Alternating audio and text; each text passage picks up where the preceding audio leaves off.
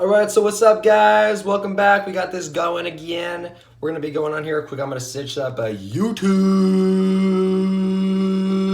Really quick to see the thing. Oh, I got that. I got the big brain move, bro. I got a big brain move. So I'm gonna be on here. So we're gonna go and look at the responses in the chat.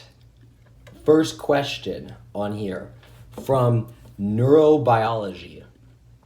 I'm gonna be posting a discussion thread because there is no chat on the Discord, so that way people can submit their questions. I'm sorry as a result of that. I'm sorry I failed. Last night was pretty bad, not gonna lie.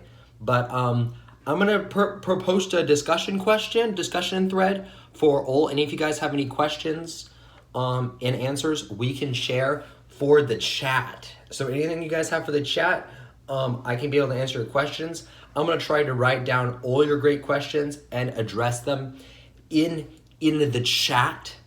But please remind if I forget or directly post them to the discussion module that I will have on Discord, particularly in my page. First up, I got a question from Sarah and Mary Kate. Why does staring at the sun causes migraines and headaches? Okay, so looking at the sun hurts retinal photoreceptors because the sun's intense light energy, focused by the eye's lens, can overwhelm and damage the light-sensitive cells in the retina. This damage, called solar retinopathy, occurs through a combination of photochemical and thermal damage, killing photoreceptors and potentially causing permanent vision loss.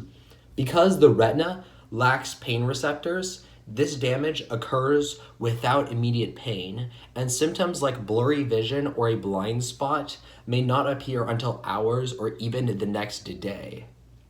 Oh, I'll put a link below. So let me copy this link and I will put it in the chat. Okay. So that's that question. The next question is, how is this linked to migraines or the perception of pain?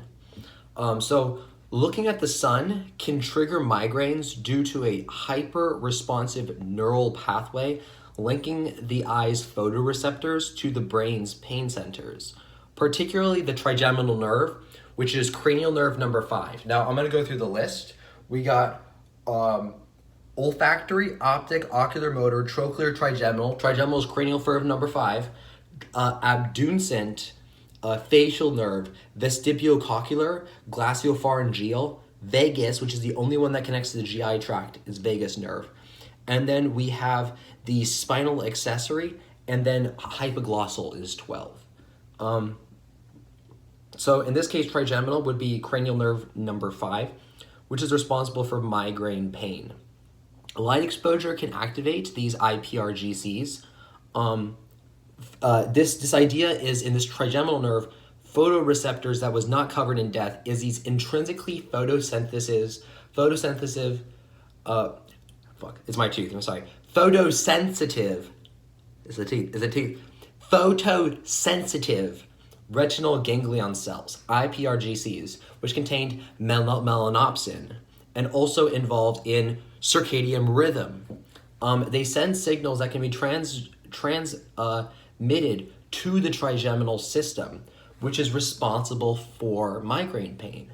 Light exposure can activate these IPRGCs, which then coverage this thalamic trimenal vascular neurons to transmit pain signals to the brain. Well, I can include more information about this. I'm sorry if I'm looking kind of weird because I'm looking at the Discord. I have the Discord camera and I got the YouTube streaming going on simultaneously. So we got that going up right now.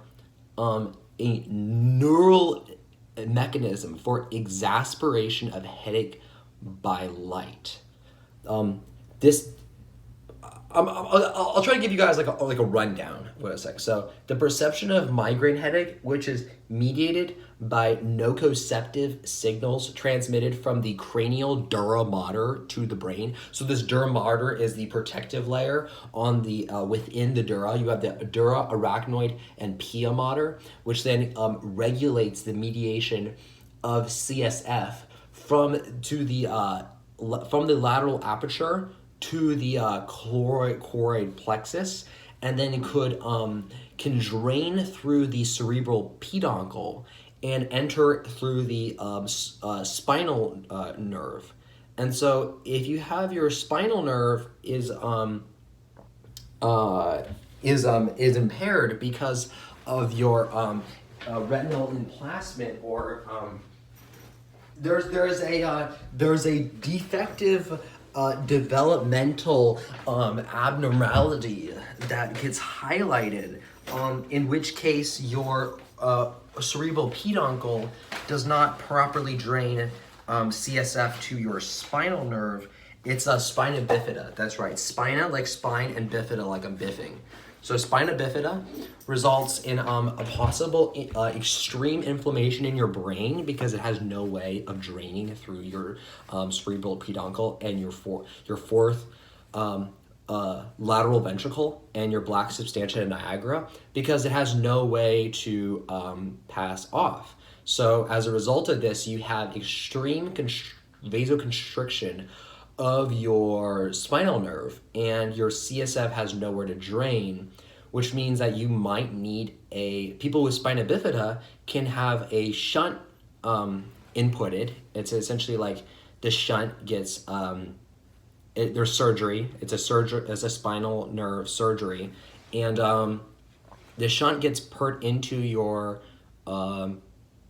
brainstem essentially, and that allows the drainage of CSF. So there's all of that, which is very interesting. This drains the CSF by an input of shunt, and but this transmission of proper photosensitivity to light is these neuroreceptor signals transmitted from the cranial nerve of the dura mater to the brain. It's uniquely exacerbated by the exposure of light. I found that exacerbation of migraine headache by light is prevalent among blind individuals who maintain non-image forming photoregulation in the face of massive rod or cone degradation. Using single unit recording and neural tract tracing in an LD50 LD, I use the LD50 rat. Identified dura-sensitive neurons in the posterior thalamus whose activity was distinctly modulated by light and whose axons projected extensively across layers IV of somatosensory, visual, and associative cortex. The cell bodies and dendrites of such dura light-sensitive neurons were opposed by axons originating from retinal ganglion cells, RGCs, predominantly from intrinsically photosensitive RGCs, the principal conduit of non-image forming photoregulation. I propose, therefore, that photoregulation of migraine headache is exerted by a non-image forming retinal pathway that modulates the activity of dura-sensitive thalamocortical neurons. So, anybody want to ask anything else? Keep those questions coming in the chat. We got that. That is all about it. It is about a neural mechanism for exacerbation of headache by light. So we got this Seawolf shop. We got this, you can go get a free taco at the bar, which seems pretty cool. I got a package I still haven't picked up. And then we got this road Patrick knows I still have a package that I haven't picked up, but we got this road closure. So be aware of that. I got working a little bit, so it's gonna be kind of a short stream, but just letting you know, we got that road closure a little bit. We got the road closure. So make sure we have that addressed on here. You get your tacos and everything. I can do an activity, so I could play like, oh frick, I didn't know I could do this. I don't know, I didn't know I could fucking do this, bro, on my Discord. I could play like Minecraft Okay.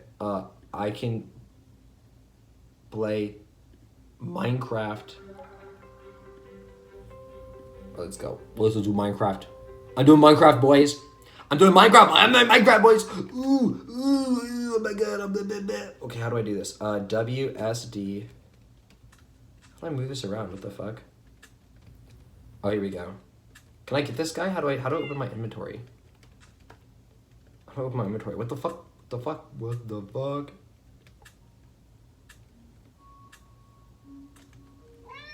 Can I just exit this? Oh, here we go.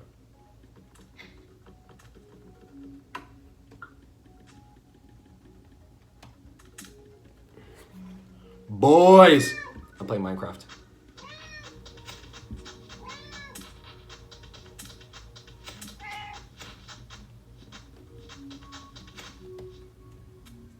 What is tab?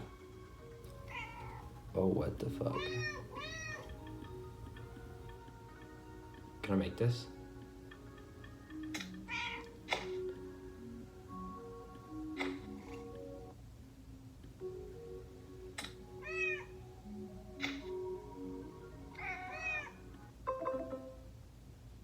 That was okay.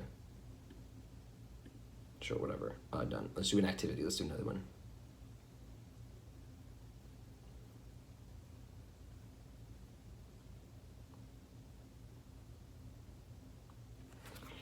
All right, guys. I'm going to play the game for a little bit. I'll see you guys later.